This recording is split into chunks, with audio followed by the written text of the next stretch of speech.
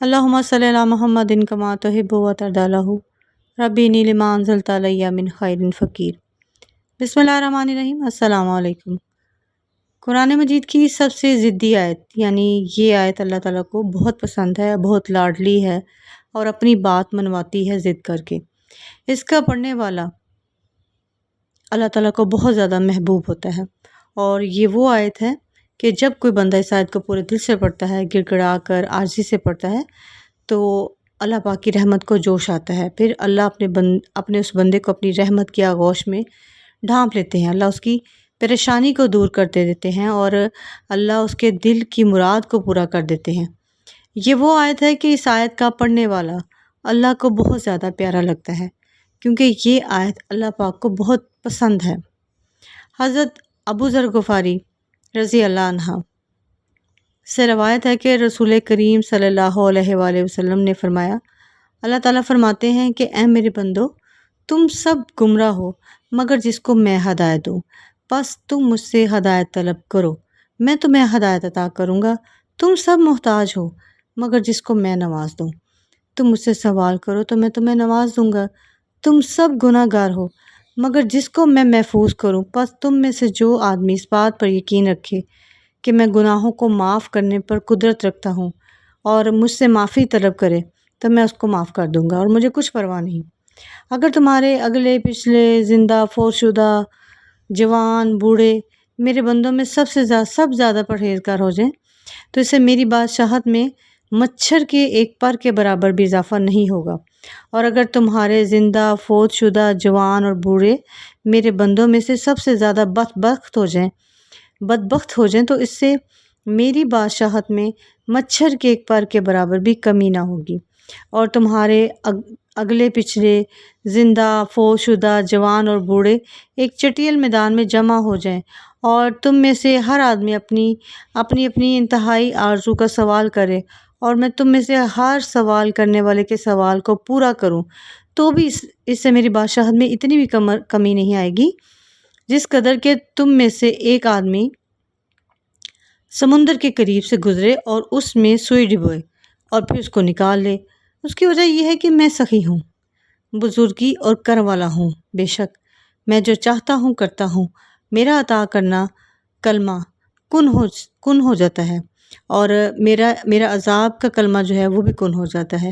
میں جب کسی کام کے کرنے کا ارادہ کرتا ہوں تو میں کن کہتا ہوں تو وہ کام ہو جاتا ہے۔ اسی طرح ایک اور حدیث میں حضرت ابو ذر رضی اللہ عنہ روایت کرتے ہیں کہ رسول اللہ صلی اللہ علیہ وآلہ وسلم نے ارشاد فرمایا، اللہ تعالیٰ ارشاد فرماتے ہیں کہ میرے بندے، بے شک جب تک تو میری عبادت کرتا رہے گا، مجھ سے مغفرت کی امید رکھے گا، میں تجھے معاف کرتا رہوں گا، چاہے تجھ میں کتنی ہی برائیاں کیوں نہ ہوں۔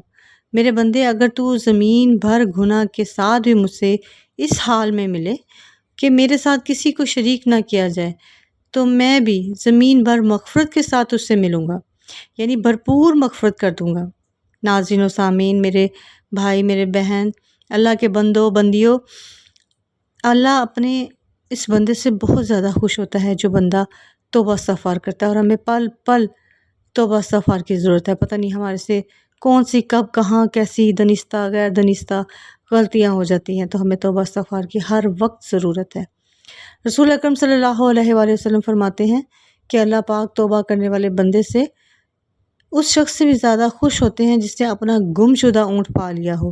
تو اگر آپ بھی اپنے اللہ کو خوش کرنا چاہتے ہیں، راضی کرنا چاہتے ہیں، دنیا اور آخرت میں عزت و کامرانی پانا چاہتے ہیں، اپنی حاجات کو پورا کروانا چاہتے ہیں، اپنی زندگی سے آئی ہر رکاوٹ کو، پریشانی کو دور کروانا چاہتے ہیں، تو آج یہ عہد کریں کہ ہم نے اس آیت کو ضرور پڑھنا ہے، اور ہمیشہ پڑھنا ہے، صبح شام پڑھنا ہے۔ رات کو سوئیں تو اس آیت کو لازمی پڑھیں، صبح اٹھیں تو آپ ضرور پڑھیں۔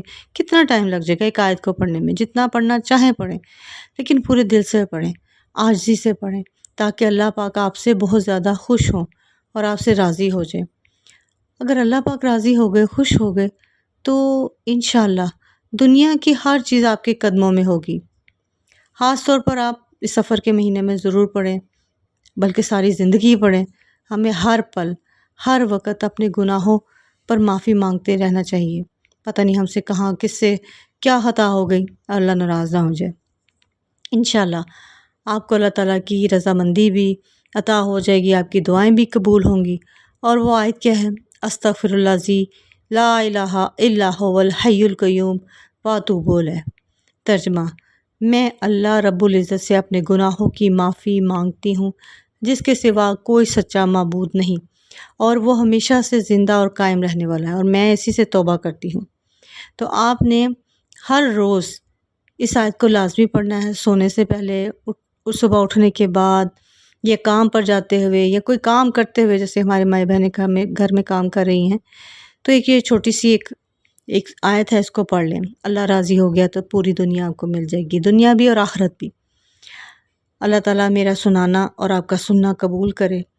آپ کو میری ویڈیو اچھی لگی ہے تو آپ لائک کریں، شیئر کریں، سبسکرائب کریں، اور کومنٹس میں آنے کی کوشش کیا کریں۔ مجھے بھی اپنی دعاؤں میں یاد رکھیں۔ جزاک اللہ خیر۔